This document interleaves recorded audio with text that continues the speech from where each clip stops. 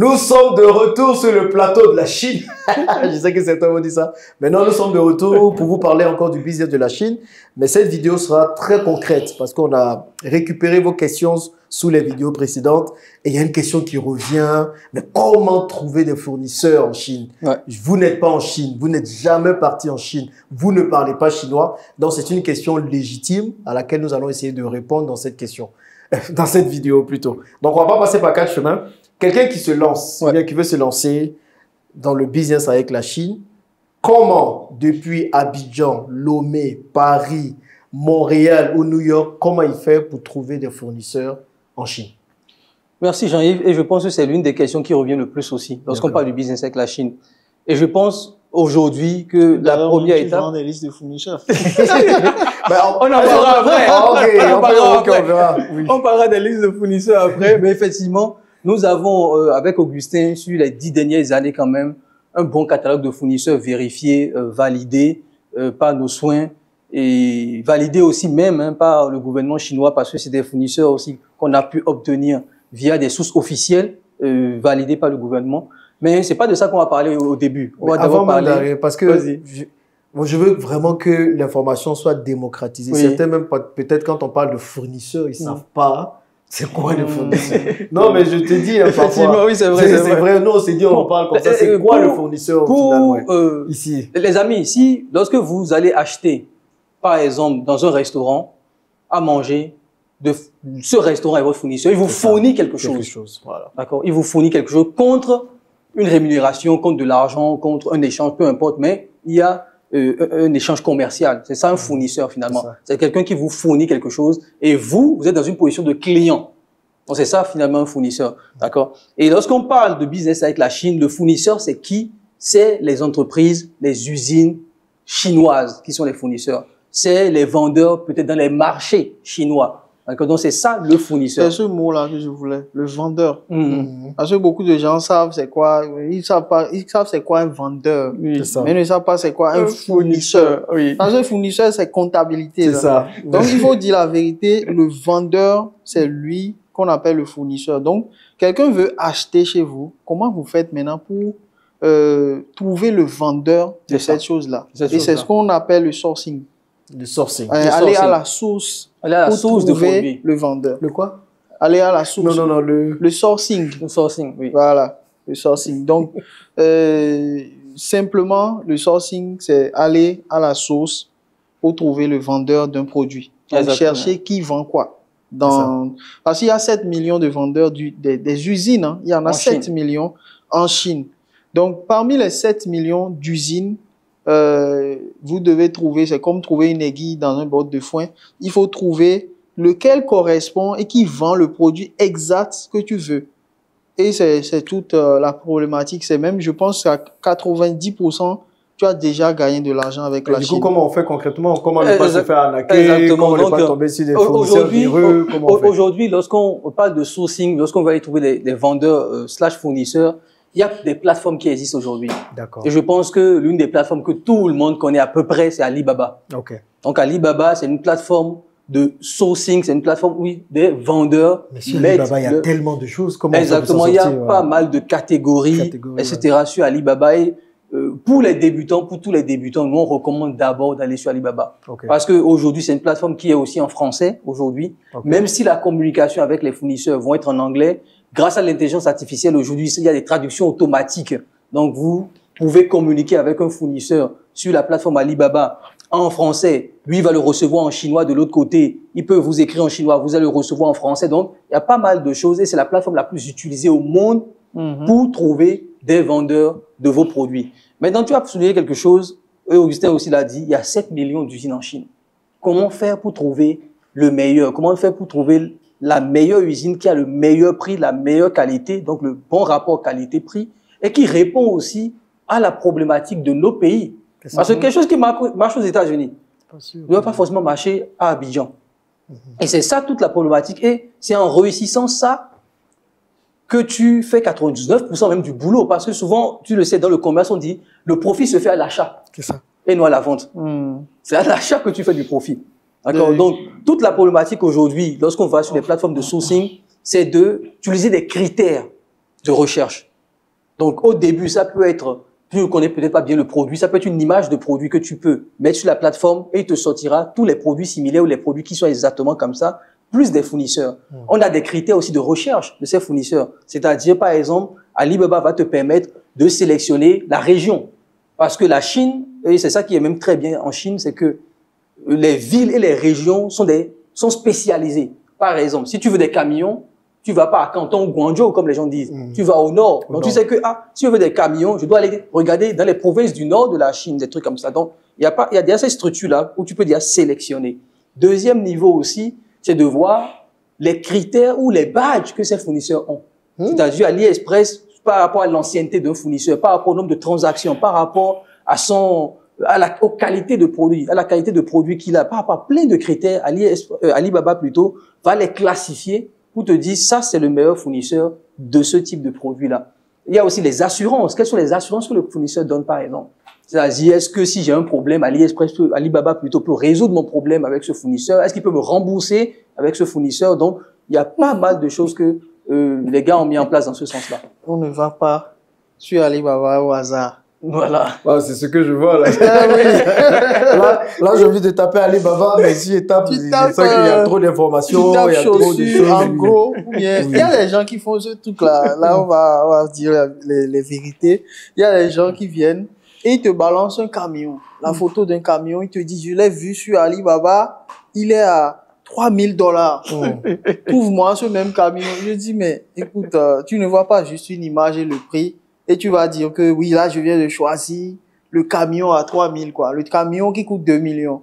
C'est impossible. Donc, en fait, cette personne-là est tombée dans l'erreur typique du gars qui ne va pas plus loin que ce qu'il voit en surface. Les prix d'appel, même. C'est ça. Voilà, ça, c'est un prix d'appel. Tu vois, dans le jargon, on va dire c'est un prix d'appel, mais Alibaba, c'est comme ça. Il y a pas de, tu ne payes pas pour entrer sur Alibaba. C'est vrai. On ne te fait pas un test pour aller sur Alibaba. Donc, tout le monde y va. Mais tout le monde ne peut pas savoir comment on trouve les bons fournisseurs. C'est ça. Donc, c'est ça le plus important. Et c'est pour ça aussi que il faut quand même avoir un minimum de formation. D'accord? Vous formez sur Alibaba. Si vous n'avez pas encore les moyens pour vous former chez nous, vous pouvez vous former en ligne sur des formations gratuites comme des trucs qu'on fait. Alain fait des tutos, je fais des tutos. Exactement. Et vous savez que, voilà, il y a 4 grosses erreurs que vous ne devez pas commettre si vous êtes sur Alibaba, sinon vous cramez votre argent. Ok. Et ça, tu peux le dire ou... Oui, bon, c'est comme il l'a dit, déjà, vérifier si le fournisseur il a une assurance, vérifier le nombre d'années d'expérience qu'il a sur la plateforme, vérifier si c'est une vraie usine. Parce que ça, c'est bon. Il y a des traders sur Alibaba. C'est-à-dire, il y a des gens comme vous aussi qui ont leur bureau sur Alibaba. Donc, il faut savoir comment est-ce que vous reconnaissez toutes ces arnaques-là et aussi voir si le gars, il a un badge assuré. Est-ce qu'il est assuré ou bien il a un badge de vérifié par Alibaba. Est-ce que Alibaba est allé... Vous voyez, on écrit des trucs, on met des étoiles et tout. Pour vous, c'est comme de la décoration. C'est pas de la décoration. C'est vraiment, on met un diamant là-bas. Je suis sur Alibaba en live. Donc, je suis en train de regarder. Quand vous tombez sur Alibaba, déjà, vous avez beaucoup d'images. Beaucoup Moi, c'est pour ça que d'images. j'aime pas aller sur ce site. Mais il y a deux grandes catégories. Il y a produits et puis il y a manufacturers. Ça, c'est fournisseurs. Produits et fournisseurs. Donc, voilà. Donc, quand on va aller sur fournisseurs, il y a toutes les catégories. Et puis, il y a request for quotation. Ceux qui veulent faire une demande de devis, exactement, oui. Donc, voilà. Et puis, du coup, il faut choisir la catégorie. Donc, tout ça, c'est bien. Mais les gens vont se dire, mais quand je clique sur catégorie, par exemple, à tous ceux qui pensaient que je jouais mon téléphone, je ne jouais pas avec. On n'a pas le temps de jouer. Donc, il y a beaucoup de catégories. Il y a catégorie mère, enfant et jouets, electronics, device, medical devices. Bon, équipements médicaux. Équipements médicaux, il y a plein de trucs. Donc, mais on est perdu. Comment savoir que je dois peut-être chercher un fournisseur dans tel domaine et pas dans tel autre domaine? Comment comprendre ça? Je pense que dans une des vidéos, Augustin a dit, si vous ne savez pas ce que vous devez vendre, vendez ce que les gens achètent. Ok. Mais qui? Vendez ce que les gens achètent. C'est-à-dire les clients, vendez ce que les gens achètent communément même. Bon, moi, je suis là, je suis de la diaspora, je suis à Paris. Est-ce que je dois regarder ce que mes amis achètent, ce que mes parents achètent, donc qui achète? Non, ça, je n'ai jamais fait de business. Exactement. Il faut aussi comprendre quelque chose. Je pense qu'on parlera de la partie client après. Et après. Parce que là, on est sur les fournisseurs. l'une des premières étapes, supposons par exemple que vous voulez vous lancer dans le business avec la Chine, vous êtes sur Alibaba, vous avez 1000 catégories. C'est ça. Par quoi je commence ces catégories? Moi-même, c'est la question que les gens se posent. Donc, il faut que je connaisse avant les clients avant de venir. Pas forcément, parce que il y a aujourd'hui même des choses qui se vendent naturellement. D'accord. Lorsqu'on regarde même dans notre environnement, il y a des choses qui se vendent naturellement. Surtout quand on prend le cas de l'Afrique même. L'une des premières choses que nous disons même à nos amis, nos clients, etc., qui disent, oui, mais je vais vendre quoi? Même machine agricole. Ça, c'est un winner. Machine agricole. Machine agricole. Okay. Ça, c'est quelque chose. Surtout là-bas, quand tu mets machine agricole sur Alibaba, tu trouveras des machines qui sont vraiment adaptées à l'Afrique. C'est-à-dire, c'est des machines où on te montre l'arachide en coque et on te montre après l'arachide écrasé. Tu sais que c'est une machine pour écraser l'arachide. Enfin, ah ouais, là, ils ont mis les top catégories, mais j'ai pas toutes les catégories. Il faut que j'arrive à mettre. Ok, donc machine agricole. Tu mets, parce que comme tu l'as dit, sur Alibaba, il y a deux catégories. Il y a produit et il y a fournisseur. C'est ça. Parce que vous voulez faire une recherche. Toi, tu viens, tu dis, qu'est-ce que je vais vendre? Machine agricole. Okay. Tu vas voir tous les différents types. Tu peux même mettre mini machine agricole, par exemple. Okay. Et tu vas voir toutes ces machines, tu vas voir les vidéos de ces machines. Et l'une des choses que nous conseillons même aux gens, parfois, en disant, OK, télécharge la vidéo ou fais enregistrer sur ton téléphone portable. Mets ça sur WhatsApp. Et tu mets un prix. Même au hasard, même tu n'es pas là pour vendre, juste pour tester. Tu mets un prix. Et j'ai envie de dire à la communauté, vous qui nous regardez, faites ce que je suis en train de dire tout de suite là. Allez sur Alibaba, vous mettez machine agricole, etc. Vous téléchargez la vidéo, les photos de cette machine agricole, vous mettez ça sur votre WhatsApp en story. Je vous assure qu'en 24 heures, vous aurez au moins un message de quelqu'un de votre liste de contacts qui va dire ça m'intéresse. Parce qu'on connaît toujours quelqu'un qui a une ferme quelque part qui veut faire quelque chose en Afrique. En réalité, vous n'avez même pas d'alibi. Certains ne peuvent même pas dire, j'ai pas d'ordinateur. C'est quoi les prix que tu vois?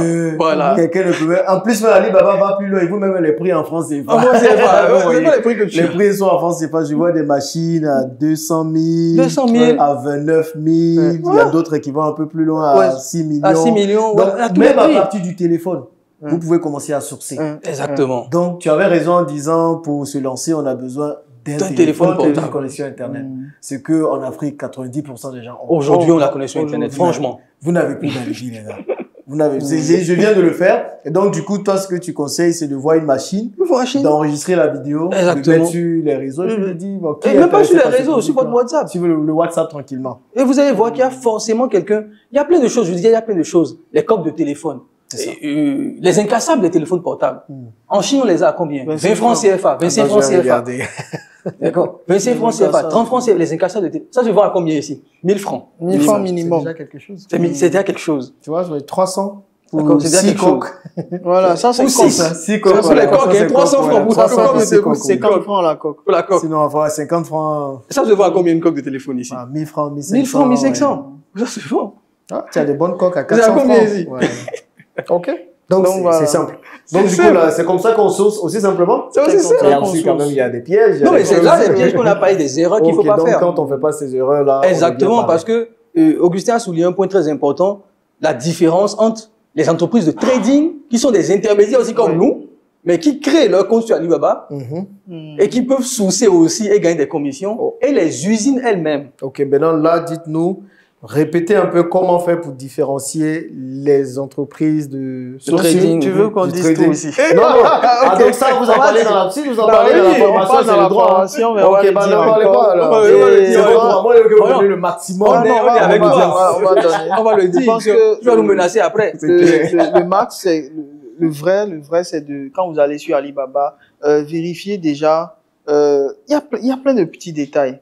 Je vais donner les détails par rapport aux certifications de l'entreprise.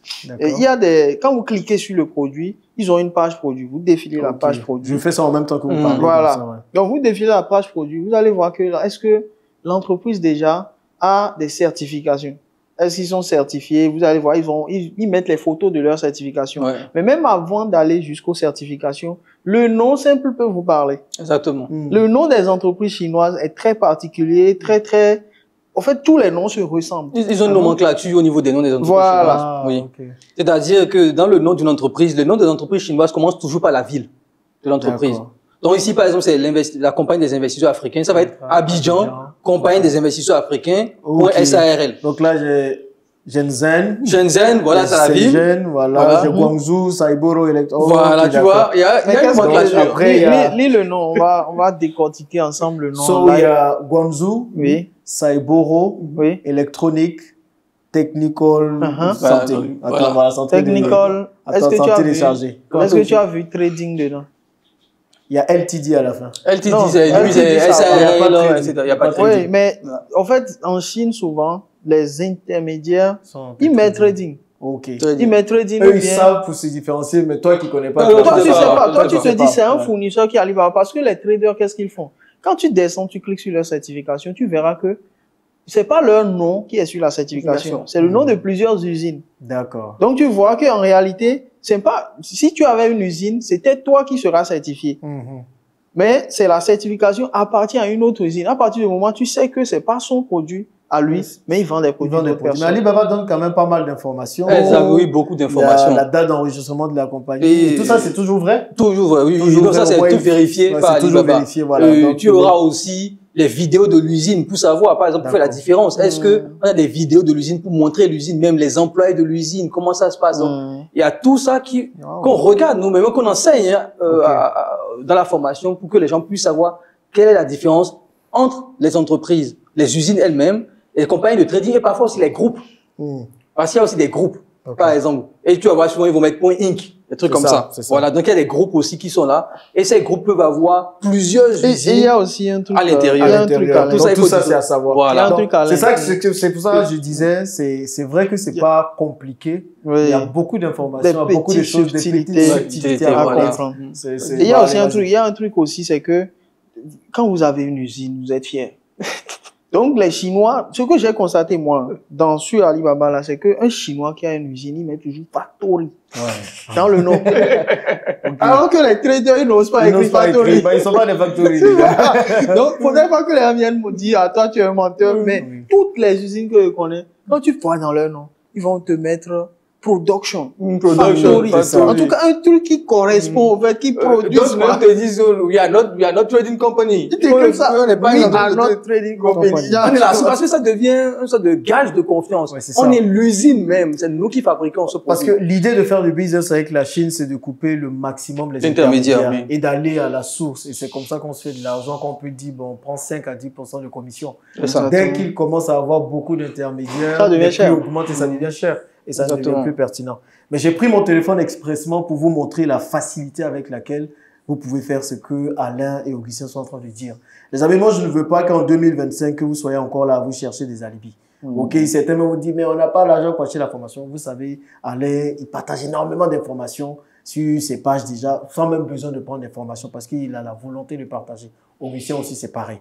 Même parfois, c'est le moment où on dit, mon frère. Vous allez, tu sais, j'ai fait une vidéo sur mon ancienne chaîne YouTube, là, 67 machines pour gagner de l'argent avec la Chine. Tu vois, donc, tous les détails sont vous prenez chaque machine, vous pouvez... Tu as perdu la chaîne, mais donc, on va refaire une autre chaîne. On va refaire un peu pour vous dire que c'est facile. Donc, ça, c'est vraiment comment sourcer avec son téléphone. Avec son téléphone portable. Et tu le vois, il y a pas mal de critères aussi. La notation de l'usine, tu le vois à 4,9. Donc, d'autres clients les ont notés aussi sur cette usine-là. Et ça, c'est important à regarder aussi. Pour Exactement. Voir. Il y a des commentaires aussi. Pour voir un peu les commentaires. Il y a les commentaires aussi. Pour voir ce que les autres ont dit. Donc, si forcément, ce sont des arnaqueurs, forcément, il y aura exactement. Et surtout, comme c'est Alibaba qui gère cela. Et il sait de plateforme de confiance, finalement. Confiance aussi, Voilà. Donc, il ne peut pas se permettre non plus qu'il y ait des arnaques sur Alibaba, etc. Et tout. Donc, on parlait aussi, bon, l'objet de la vidéo aussi, c'était le sourcing. Et pour faire le sourcing, les plateformes de sourcing, là, on a beaucoup parlé d'Alibaba. Je pense que c'est le principal. C'est pour ça qu'on s'est beaucoup attardé dessus. Mais il y a des plateformes où c'est encore beaucoup moins cher que Alibaba. Ah bon? Mais oui, 1688, par exemple, Taobao, c'est des plateformes. Voilà, des plateformes chinoises qui sont vraiment en Chine pour le marché chinois. Mais, dites-vous que des Européens, moi j'étais à Opel, il y avait des gars qui ont des départements, ils ont des départements en Chine là-bas avec des équipes pour sourcer que sur un 688. Carrefour, ils ont des départements pour sourcer que sur un 688. Ils achètent que sur un 688. Ils cherchent les trucs en ligne là-bas et ils le font. Vous allez vous dire, oui, acheter en Chine, vous restez, vous rêvez, mais la réalité c'est que les gars, ils vont juste en Chine, ils vont sur un 688, ils font le sourcing, ils parlent aux fournisseurs, ils expédient dans leur pays. Taobao, même chose. Liugo, même chose. Exactement. Pinduoduo, etc. Vous les connaissez bien. Tout ça. Toutes ces plateformes-là. Là, quelqu'un, c'est que tu sais que la communauté est compliquée, ok? Là, quand tu dis que même Carrefour fait des sourcing en Chine, ils ont des gens qui sont sur des sites spécialement. Là, je sais qu'il y a plusieurs d'entre vous là qui sont là, mais si tous les Carrefour, toutes ces grandes marques là sont déjà là-bas en train de faire du sourcing, est-ce que moi, en tant qu'individu, je vais pouvoir trouver aussi ma partie? Est-ce que je vais pouvoir trouver des articles que je vais pouvoir revendre? Parce que tous les grands sont déjà là-bas. Il y a beaucoup trop de choses qui sont trop chères chez Carrefour. Ça, vous le savez. Il y a beaucoup trop de choses aussi qu'on ne trouve pas chez Carrefour, que vous devez savoir aussi. Excuse-moi, Augustin, mais il y a aussi quelque chose. Là, on parle de Carrefour, etc. Est-ce que Carrefour vend des machines agricoles? Non, merci. Il y a des choses que vous ne trouvez pas. Il y a des choses de notre réalité que vous ne trouvez pas, que les grands groupes ne vendent pas. Que vous ne trouvez pas. Cherchez-moi un extracteur d'huile d'arachide ou de cajou chez Carrefour. Si vous trouvez, vous me le dites. On ira acheter là-bas. Il y en a très peu, il y en a quasiment pas. Il y en a quasiment pas. Non, mais moi quand j'entends que... Ouais, c'est ça. Moi, quand j'entends même que les grands groupes sont là-bas, c'est là-bas que j'ai envie de partir. Ah oui. Et puis faire, mais certains vont se dire, non, ils sont déjà là-bas, donc je fais pas. C'est toujours la recherche d'alibi. Exactement. Si vous voyez, moi, il y a un truc, hein, Jean-Yves et Alain, moi, je ne fais plus de business seul. Le business que personne ne fait là, je ne fais plus, je n'innove plus.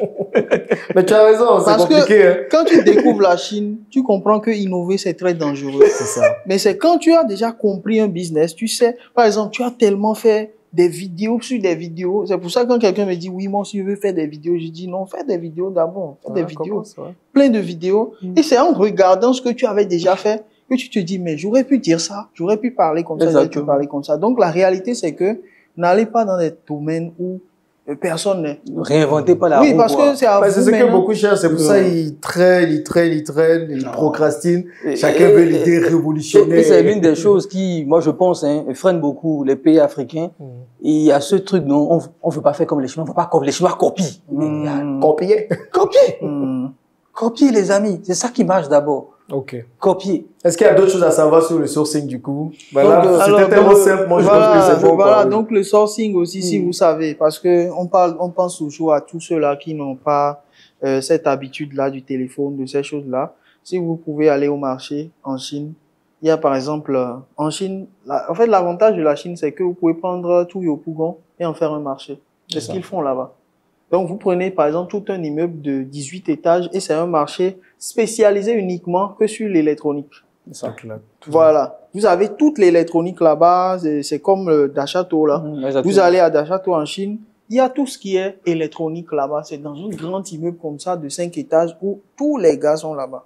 Donc, ça veut dire quoi? Tous les gars sont là-bas. Et ces gars-là, si vous voulez faire du sourcing, vous allez juste, prenez que la carte de visite, tac, tac, tac, tac, tac, tac, tac, vous rentrez au pays.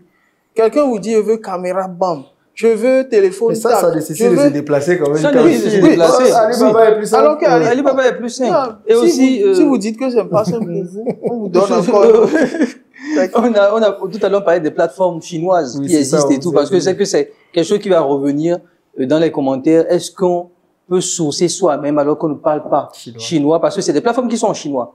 Et comme l'a dit Augustin, c'est des plateformes qui sont faites pour le marché interne chinois. D'accord? Donc, c'est les usines entre elles qui s'achètent des produits parce que tu sais, une usine pour fabriquer X objet a besoin aussi d'une autre usine qui va lui donner, fournir en matière première de Y objet, par exemple. Donc, cette plateforme comme 1688 ou Taobao, etc., qui sont là, sont des plateformes dédiées au marché chinois. Et ce qui fait que on a des prix encore moins chers, parfois 2-3 fois moins chers que sur Alibaba. D'accord. Mais dans l'un des freins que les gens ont, c'est en chinois, comment je fais? Et en plus, c'est vrai, c'est en chinois. Comment ils font? Alors, pour discuter avec les usines. Aujourd'hui, nous avons développé pas mal de stratégies à ce niveau. Souvent, on doit demander à nos étudiants d'utiliser la version ordinateur, s'ils peuvent. Sur Android, vous avez même des applications qui vous permettent de traduire l'application 1688 en anglais ou dans la langue que vous voulez, et rapidement vous-même. Et nous-mêmes aussi, vu que personnellement, je parle chinois, dans la formation, on explique tous les mots à comprendre. Parce que le chinois, finalement, c'est des caractères qui veulent dire des mots. Il n'y a pas d'alphabet. Donc, tu vois tel caractère, ça veut dire accepter. Ce caractère ressemble à ça, c'est accepter. Tu cliques sur accepter, fin. Tu as tel caractère, ça veut dire tant. Tu cliques dessus, etc. Tu veux converser avec le chinois, même avec toutes les histoires d'intelligence artificielle aujourd'hui, même dans l'application, ça se traduit déjà. Donc, aujourd'hui, des gens font du business avec la Chine via ces applications chinoises sans parler un seul mot de chinois. Ok. Voilà. Mais bon, le plus simple, c'est quand même commencer par le site en anglais déjà. Le site en anglais, en français, et parce que ça te permet déjà de t'habituer. Le plus simple, c'est Alibaba. De t'habituer dans un premier temps et après passer à un autre niveau parce que là, tu cherches encore plus de rentabilité. Comme on le disait, tu as un produit, là, tu as regardé des coques de téléphone 6 à 300 francs CFA, par exemple. Tu peux trouver la même chose sur un 688, les 6 à 100 francs CFA. D'accord. Et comme on l'a dit aussi, le profit se fait à l'achat. Là, tu viens de gagner 200 francs CFA. Déjà. Non, je parlais avec un gars qui est à Guangzhou et il me disait qu'il a quitté la France pour s'installer en Chine. J'ai dit, mais attends, pourquoi toi tu as laissé l'Europe alors que les gens prennent le bateau et tout pour aller, et toi tu vas t'installer en Chine alors que, voilà, l'Europe c'est stylé, tu vois. Il m'a dit, mon frère, j'avais payé, je sais pas, 3 à 4 millions à un passeur pour m'envoyer en Europe. Oui. Si je prenais ces 4 millions là, aujourd'hui à l'heure où je suis, si je savais, je prends ces 4 millions, je vais au marché, j'achète juste des coques de téléphone. Et je ramène ça. Je n'ai même pas besoin de revenir parce que le billet est cher. Je renvoie ça au pays et je fais de l'argent. Donc la Chine aujourd'hui, on a eu des gens qui sont venus avec nous en Chine, qui ont même suivi la formation de la Chine. Ils ont déscolarisé leurs enfants. Ouais, qui l'ont emmené en Chine. Du système de Canada, tout ça pour les envoyer en Chine. Parce qu'au moins la Chine te garantit un revenu obligatoire. En France, il y a un revenu obligatoire qu'on te donne. On te donne. Mais en Chine, tu as un revenu obligatoire que tu peux gagner simplement par le simple fait que tu comprends chinois et tu vis en Chine. Ah, moi, je sais pas si je peux le dire, puisqu'il se reconnaîtra. Moi, j'ai mon cousin qui est parti en Chine, qui a fait ses études, je l'ai aidé et tout.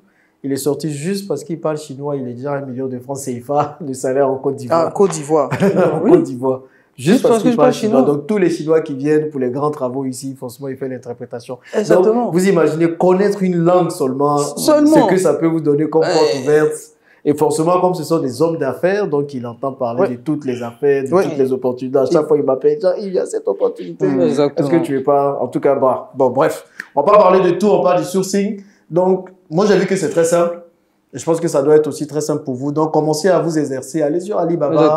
Regardez un peu tout ce qu'on a donné comme conseil. Réécoutez la vidéo. Voilà. Et surtout, comme ce que j'ai dit, faites-le vraiment, les amis.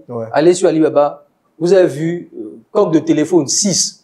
Prenez ça, mais prenez la photo, mettez ça sur toute la, vous mettez même le prix, vous mettez 500 francs CFA et vous allez voir sur votre WhatsApp vos contacts. Je pense qu'aujourd'hui, en moyenne, chacun a au moins 300 contacts aujourd'hui en moyenne dans son téléphone portable. Au moins une personne va vous contacter pour vous dire, ah, tel coq là m'intéresse, hein. C'est à 500 francs alors qu'on vend ça déjà au pays à 1000 francs CFA l'unité. Donc, testez ça et vous nous direz dans les commentaires des prochaines vidéos. Testez les gars, parce que là, on n'a même pas parlé de formation, parce que toujours vous dites, oui, c'est pour nous, on vous vend même pas de formation. Faites-le déjà. Mais on vous montre déjà par quoi vous voulez commencer. Donc, prenez votre WhatsApp, partagez ça. Et puis, quand vous allez lancer votre business en Chine, il y aura Touch, qui sera l'application qui va vous permettre du coup de multiplier, après les contenus, les publicités, d'autres personnes vont faire vos publicités. Donc, je pense que pour le sourcing, c'est bon. Donc, on va dire que c'est la première étape pour se lancer sur le business en Chine. Exactement. La deuxième étape, ce serait quoi? Trouver les clients. Et ça, on en parle dans la prochaine vidéo. Merci.